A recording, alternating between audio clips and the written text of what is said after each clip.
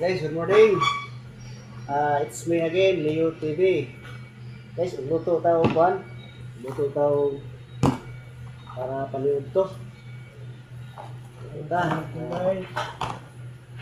Nagta guys nga i-subscribe sa aming YouTube channel, Leo TV Official. Leo TV.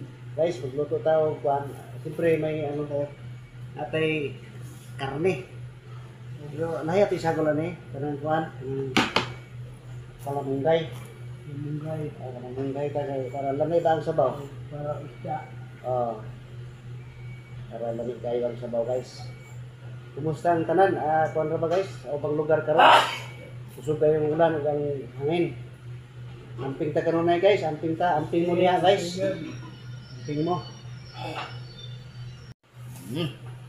Guys, good morning. good morning. Mga kaigsuonan ko diha. Guys, ani ana pud kita sa laing bahin sa atong pagdiskusyon. Daghanay mga panghitabo karon. Mga kalabidad. Sama sa bagyo, baha, linog. Grabe jud. No? Grabe. Hindi ka na pangita mo karon. Mo kanay gitawag og signs of times. Pag Nelson, Nga murabag nagkaduol na ba ang panahon sa paghukom? Paghukom. lagi. Pagbilagay ng tuyan. Isip na ata sa Kristohanon, ato palikonon diha ang ato pagtuo diha sa Ginoo. O relasyon. Correct ka. O unta na mahimutan kita sa usa ka relihiyon o simbahan nga tinukod gud ni Hesukristo. Correct. Nga kanang mapatud-an ba sa kasaysayan? Mangutana mo. Sige O mo. kano sa ang nganong nahimugso ang Katoliko? Sige. Ah. Tayo. Back in the days, mga 33 AD, nahimugso gid ang Katoliko. Wala pa giganli og Katoliko. Kana nga grupuha apan parihara kana sa Pilipinas. Pero ka Sa panahon, okay. Okay sir. Bra. Wala pang hinanglan ang tulo ka dagko nga islands nga Pilipinas. Ay mukso na. Apan aduna na ang tulo ka dagko nga islands. Pag abot ni Ferdinand Magellan, gihanlan ka ng Pilipinas. Okay. Okay, no? Nakuha ninyo ang punto? Sir. So sama ra pud ka na sa Katoliko nga simbahan nga sa una gitawag ka nag Apostolic Church ngadtong mga 33 AD to 100 AD kay diha sa pagbuhok ni Saint Ignatius of Antioch siya mo ay naghingalan sa Katoliko nga simbahan. Sige. May. Meaning Dagdag. universal makailapon. Tinaw. Dayon ra. Kung kana napamatud-an yun nga ang gitugyanan ana nga simbahana mao katong si Apostol Peter. Tinaw. Kay tataw og dayag mo gina sa Mateo 16:18. Niingon man ang Ginoong Hesukristo, "You Peter, dara, and upon this rock I will build my church, that even all the powers of hell cannot overcome it." Sige, churches. Church. Oo! Church ha. Timanin ninyo mga kaigsuonan nga kining Bible na to nag-observe og singularity o plurality. Okay. Church, meaning isara. Ug kana nga simbahana way lain naglawig gikan sa unang siglo hangtod sa 15th century o 15 nga siglo. Mao ra gyud kana pag mo'yo kang Kristiyano, Katoliko kana nga simbahan. Correct. Diha ra nito ang Protestante sa panahon ni usag gyapon ka pare si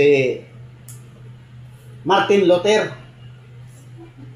Pero kung unsa man gani ang rason nga nung nibulag siya o nagtukod og Lutheran Church, di na nato kanon. Wala na eh.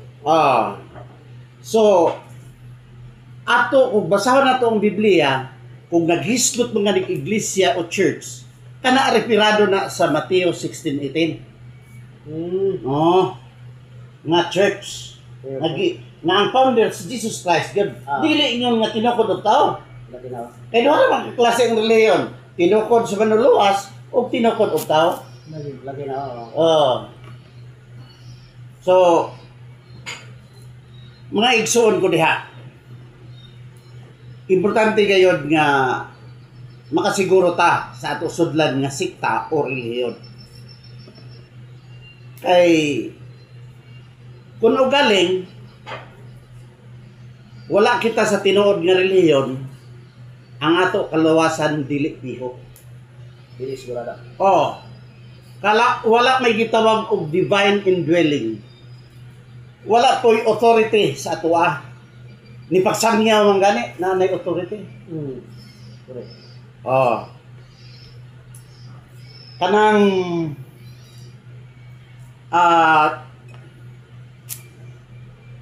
ako dako gid kog pagtuo sa Katoliko nga simbahan.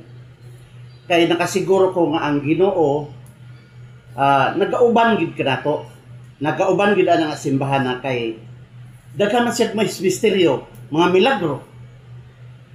Ni sa Holy Eucharist gani, dunay daghan kay nga milagro ana nahitabo. Mao bitaw nga ang treat anang Holy Eucharist, by the time mo ingon na ang pare nga lawas og dugo ni Kristo. Kana tinuod kana nga lawas og dugo ni Kristo. Kana gibendisyonan naman na sa mga kaobispuhan sa tinubyanan sa authority. Og gikonsagrar kana og naay proseso nga gitawag kanag substantiation. Dili kana ingon nga symbolic na nga kuan o literal nga body